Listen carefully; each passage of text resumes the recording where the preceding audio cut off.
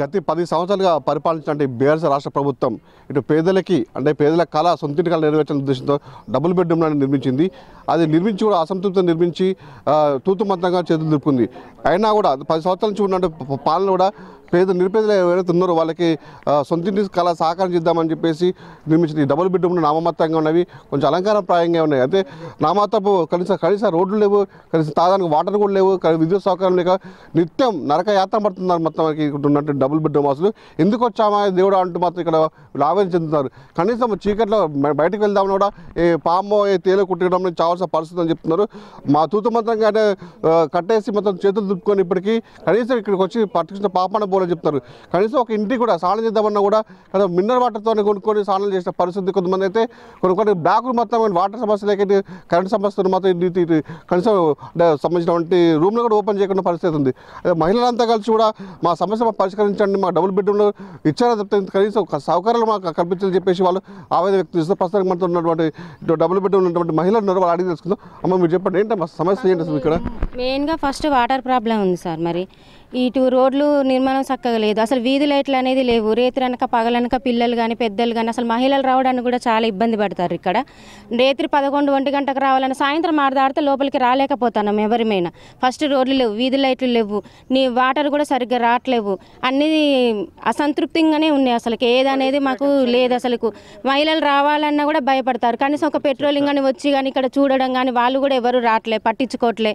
Night పూట రావాలంటే గుట్టలల్లా దీంట్లో ఇటు పిల్లలు తిరగాలంటే పాములు కుక్కలు, కనీసం చెత్త బండి కూడా సరిగ్గా రావట్లేదు. ఎప్పుడో ఒకసారి నెలకొకసారి అమాసకు పున్నానికి అట్లా వస్తుంది. అసలు ఏ అవసరం అనేది లేకుండా పోయింది. ఏటైనా బజారు పోవాలి, ఏటైనా పోవాలంటే ఆడవాళ్ళైతే 6 దాటితే బయటకు వెళ్ళే పరిస్థితి లేదు. ఇక పోతే మార్నింగ్ వరకే పోవాలి రావాలి, ఎండకు బయటకు వెళ్ళాలన్నా కష్టమవుతుంది.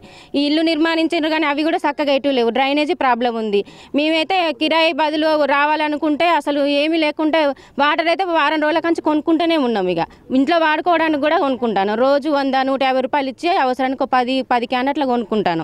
మస్తు ఇబ్బంది అవుతుంది అసలు. మరి కనీస అవసరాలైనా మాకు కనీసం ఇవైనా చూడాలి కదా అని మేము వీధి లైట్లు అసలు లైట్లు లేక బయటకు వెళ్ళే పరిస్థితి లేదు. ఇక అమ్మ మీరు చెప్పండి అమ్మా, ఇప్పుడు స్నానం చేద్దానికి కూడా నీళ్ళు రావట్లేవు. మేము స్నానానికి ఇంటికి 10 స్నానం చేద్దానికి కూడా కనీసం 10-20 క్యాన్లు కొనుక్కొని మినరల్ వాటర్తో స్నానం చేస్తామని చెప్తున్నారు. ఎందుకు ఈ పరిస్థితి వచ్చిందంటారు?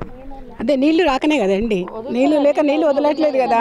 నీళ్లు లేకనే మేము మినరల్ వాటర్ తినుకొని స్నానం చేయాల్సి వస్తున్నది. మరి మెయిన్ లేడీస్ రావడం అంటే చాలా ఇబ్బంది అవుతున్నది. అసలు స్త్రీలు అక్కడ మొత్తం అందరూ చాలా మంది తాగుకుంటున్నారు, డ్రింక్ చేసి ఆ రోడ్డు మీద అక్కడ కూర్చుంటున్నారు. లేడీస్ రావడం అయితే చాలా ప్రాబ్లం అవుతుంది. అసలు ఎందుకు వచ్చామో మేము ఈ ఇంట్లోకి అనేసి అసలు తృప్తి లేకుండా అయిపోతుంది, అసంతృప్తిగా ఉంటున్నాం. ఇల్లు వదిలిపెట్టేటట్టుగా లేదు, ఉండేటట్టుగా లేదు అన్నట్టుగా ఉంది ఇప్పుడు ప్రాబ్లమ్స్. అసలు ఎందుకు వచ్చామో మాకు ఈ డబుల్ బెడ్రూమ్లు ఎందుకు ఇచ్చారా అన్నట్టుగానే అనిపిస్తుంది. సొంత ఇంటి ఇప్పుడు ఉన్న సొంతం దాని చుట్టూ మొత్తం కూడా పందులు సైర విహారం చేస్తున్నవి, మొత్తం మురికాలు ఎక్కడ పడితే బురదగా ఉంది కదా.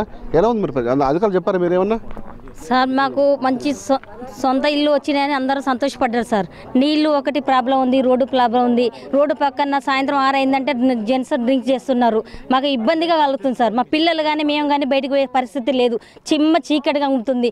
నీళ్లు లేక ఒక్కొక్కళ్ళు ఇన్ని రోజుల కంచి 30 ఏళ్ళ కంచి 40 ఏళ్ళ కంచి కిరాయి వచ్చిన వాళ్ళు సొంత గృహంలో ఉండాలని ఒక్కొక్కరు సంతోషపడుకుంటూ వచ్చారని ఆ ఇండ్లలో ఉండి కూడా మేము సంతోషంగా ఉన్నాం. సొంత ఇంట్లోకి వచ్చి కూడా ఈ రోజు మేము కష్టపడాల్సి వచ్చిందని చెప్పేసి మా మహిళలోనే మేము చిన్న పిల్లలు వేసుకొని మేము బాధపడుతున్నాం. 30 ఏళ్ళ కాంచి మేము కిరాయి ఉన్న వాళ్ళు కూడా ఏ రోజు మేము బాధపడలే. మా సొంత ఇళ్ళకి వచ్చి కూడా మేము బాధపడాల్సి సమస్యలు వచ్చినాయి. ఈరోజు మాకు ఈ చీకటి గృహంలో ఇచ్చిర్రు, మమ్మల్ని ఎందుకు ఈ బందికానాలు చేసిరని చెప్పేసి మేము అందరం అడుగుతున్నాం. మాకు ఈ రోడ్ల సమస్యలు ఉన్నాయి, మాకు కరెంటు సమస్యలు ఉన్నాయి, మాకు ఈ అన్ని బందికానాలు చేయాలి, నీటి సమస్యలు ఉన్నాయి, మాకు చెత్త చెదారం మాకు బండి ఇస్తా అని చెప్పేసి ఒక నెలకు ఒక్కసారి వచ్చి పంపిస్తున్నారు. మేము అందరు చెప్పేసి బండ్లు వస్తానని చెప్పేసి మేము అన్ని స్టాక్ చేసి పెట్టేసరికి బండ్లు రాకుండా పోతున్నాయి సార్. మేము కిరాయిలో ఉన్నా కూడా మేము ప్రశాంతంగా ఉన్నాం అనుకున్నాం. కానీ ఈ రోజు మా సొంత గృహాలకు వచ్చి ఇంత ఇబ్బంది పడి ఇంత కష్టాలు పడతామని మేము అసలు అనుకోలేదు సార్. మాకైతే వీధి లైట్లు కావాలి, మాకు నీళ్ళ సమస్యలు ఉన్నాయి, మాకు చుట్టుపక్కల జెంట్స్ 6 అయిందంటే మాత్రం డ్రింక్ చేస్తున్నారు సార్. మేము బయటికి వెళ్ళాలంటే మహిళలు బయటకు భయపడుతున్నారు. ఇవన్నీ ఖండించాలని మేము అందరం డబుల్ బెడ్ మహిళలు అందరం మేము కోరుకుంటున్నాం సార్. సాయంత్రం అంటే బయట వేరే ఇంట్లో కిరాయికి ఉన్నప్పుడు కూడా మేము ఇంత ఆవేదన చెందలేదు. కానీ సొంత ఇంటికి వచ్చినప్పుడు కూడా ఏదో కళలు కన్నా అని చెప్పి కళల మధ్య కళలు కానీ మిగిలిపోయి చెప్తున్నారు. ప్రస్తుతం అంతా మాట్లాడడానికి ఇక్కడ ఉన్నటువంటి డబుల్ బెడ్ వాస్తు వాళ్ళు అడుగు తెలుసుకుందాం. అంటే మీరు చెప్పి ఏంటంటే పరిస్థితి ఏందని ఇంత అద్భుతంగా ఉంది. మరి అధికారులు చూసి తీసుకుపోయారా మీ సైడ్?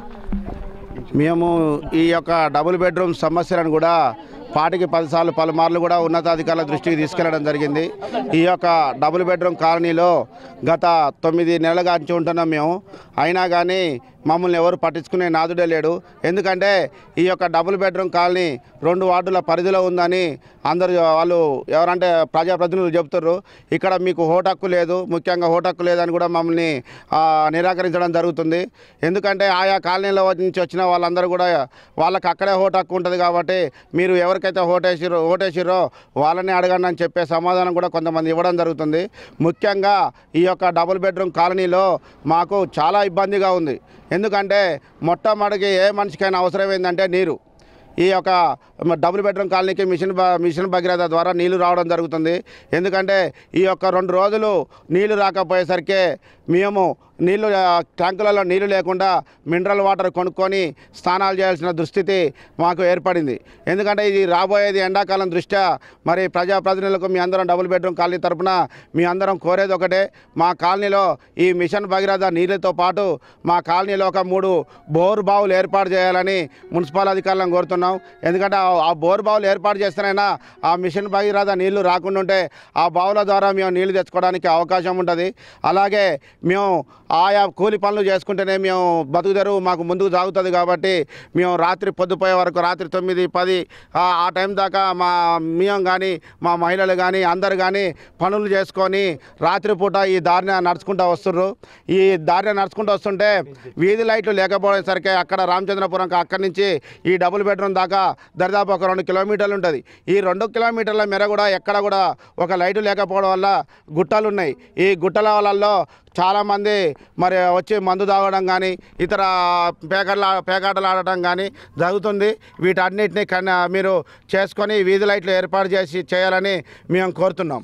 సుమారుగా ఒక సంవత్సరం నుంచి 6 నెలల నుంచి ఇక్కడ డబుల్ బెడ్రూమ్లో వీళ్ళు ఇక్కడ నరకాయతనం పడుతుంది. మమ్మల్ని కనీసం ఒక అధికారి కూడా వచ్చి మమ్మల్ని పట్టించుకుని పాపడం పోలేదు. మేము నిత్యం దోమలతో పందులతో అంటే కొంతమంది కూడా హాస్పిటల్ పారాయని చెప్తున్నారు. అయితే మనతో మాట్లాడుతున్నారు. మీరు చెప్పండి అసలు ఏంది పరిస్థితి ఇక్కడ? మాకు ఇల్లు వచ్చిన సంతోషం ఉంది, ఇల్లు వచ్చిన సంతోషపడ్డాం. కానీ ఇప్పుడు ఇక్కడికి వచ్చినాక మాకు చాలా ప్రాబ్లమ్స్ ఉన్నాయి అన్న. ఫస్ట్ డ్రైనేజ్ అన్న, మన ఇంట్లో కడుకున్న కిచెన్లో వాటర్ బయటికి పోవట్లేవు, వాటికి సరైన కాలువలు లేవు, మొత్తం నీళ్ళు జామ్ అయిపోతాయి. వాటి వల్ల పందుల వల్ల దోమలు వచ్చి ఇంట్లో వాళ్ళ చిన్నపిల్లలకు కానీ మాకు కానీ ఆరోగ్య సమస్యలు బాగా వస్తున్నాయి. ఇంకోటి ఇల్లు ఇచ్చినా కానీ వాస్తు లేకుండా కొంచెం ఫినాన్షియల్గా కానీ ఆరోగ్యపరంగా చాలామంది ఇబ్బంది పడుతున్నారు. అలాగే ముందు రోడ్లు అన్న మాదేమో జే బ్లాకు, మాకు సరైన రోడ్ లేదు. మేము దాటుకోవాలంటే మొత్తం ఆ ముళ్ళ కంపలు చెట్ల కంపల నుంచి పోవాలి. వాటి వల్ల మేము ఎక్కువ సమస్య లైట్లు అని చెప్తున్నారు, రోడ్లు అని చెప్తున్నారు. మరి అధికారుల దృష్టి తీసుకుపోయారు ఎప్పుడన్నా? మేము ఆల్రెడీ నిన్న కంప్లైంట్ ఇచ్చామన్నా, చాలాసార్లు కంప్లైంట్ ఇచ్చాము. వచ్చినప్పటి నుంచి మేము ఫస్ట్ పోరాడేది లైట్ల గురించి పోరాడుతున్నాం, తర్వాత రోడ్ల గురించి. లైట్లు వేశారు, ఎప్పుడు వినాయక చవితి 3 లైట్లు వేశారు. 3 పెట్టిన తెల్లారే ఒక లైట్ పోయింది, 2 లైట్ల మీద నడుస్తుంది. ఆ 2 లైట్లు కాకుండా ఇంకోటి వీళ్ళు సపరేట్గా వీళ్ళు ఒక లైట్ పెట్టుకున్నారు చిన్న బుగ్గ. అవే ఇంకా మేము బండి మీద వస్తాం కాబట్టి మాకు ఆ బండి వెళ్తుతో మేము వస్తున్నాం. ఆడవాళ్ళు అయితే 6 తర్వాత వాళ్ళకి చాలా ఇబ్బంది అవుతుందన్న. చూసారుగా మొత్తానికైతే డబుల్ బెడ్రూమ్ వాస్తున్న గోడు మాత్రం వర్ణాతీతం చెప్తున్నారు. మనం విజువల్స్ చూసుకొచ్చి ప్రస్తుతానికి మనం ఎఫ్ బ్లాక్ దగ్గర ఉన్నాం. ఎఫ్ బ్లాక్ దగ్గర ఉన్నటువంటి ఇది అంటే మంత్రి కేటీఆర్ కూడా అంటే స్వయాన్ని ఇక్కడికి వచ్చి ఇక్కడ వాళ్ళకి ఓపెన్ చేసిపోయిన సందర్భాల్లో కూడా ఉన్నట్టు బ్లాక్లో కూడా 2 మాత్రమే ప్రస్తుతానికి ఇంట్లో నివాసం ఉంటున్నారు. మిగతా ముందు ఖాళీగా కూడా కనిపిస్తుంది. ఎందుకంటే ఇక్కడ సరైన వసతులు లేవు, రోడ్లు లేవు, విద్యుత్ సౌకర్యం లేదు, ప్రతిదీ కూడా సమస్యల వలయంగా ఉంది. కాబట్టి ఇక్కడ నుంచి వచ్చి మళ్ళీ ఇక్కడ నుంచి బయటకు వెళ్ళి కిరాయి రూమ్లో కూడా ఇక్కడ ఉన్నటువంటి పరిస్థితి. ఇప్పటికైనా ఉన్నతాధికారులు కూడా తక్షణమే స్పందించి సంబంధించినటువంటి ఈ డబుల్ బెడ్రూమ్ వాసులకు గోడు తీర్చాలి, వాళ్ళ పరిస్థితిని అర్థం చేసుకొని వాళ్ళకి అన్ని వసతులు కూడా కల్పించాలని చెప్పేసి కోరుతున్న పరిస్థితి ఉంది. ఇది ఇక్కడ పరిస్థితి. వీరంతా మధు, బిగ్ టీవీ, మహబూబాబాద్.